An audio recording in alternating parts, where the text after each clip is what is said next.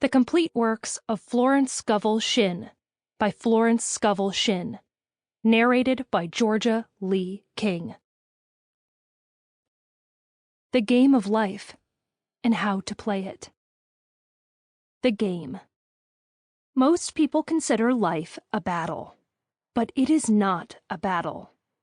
It is a game. It is a game, however, which cannot be played successfully without the knowledge of spiritual law. In the Old and the New Testaments give the rules of the game with wonderful clearness. Jesus Christ taught that it was a great game of giving and receiving.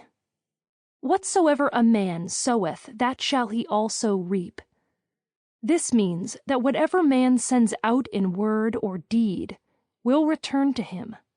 What he gives, he will receive. If he gives hate, he will receive hate. If he gives love, he will receive love. If he gives criticism, he will receive criticism. If he lies, he will be lied to. If he cheats, he will be cheated. We are taught also that the imaging faculty plays a leading part in the game of life.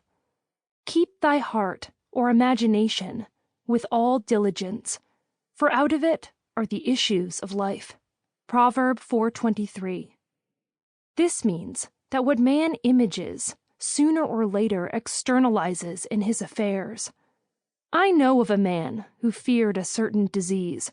It was a very rare disease and difficult to get, but he pictured it continually and read about it until it manifested in his body, and he died, the victim of distorted imagination. So we see, to play successfully the game of life, we must train the imaging faculty. A person with an imaging faculty, trained to image only good, brings into his life every righteous desire of his heart: health, wealth, love, friends, perfect self-expression, his highest ideals. The imagination has been called the scissors of the mind, and it is ever cutting, day by day, the pictures man sees there, and sooner or later he meets his own creations in his outer world. To train the imagination successfully, man must understand the workings of his mind. The Greeks said, "Know thyself." There are three departments of the mind: the subconscious, conscious, and superconscious. The subconscious is simply power without direction.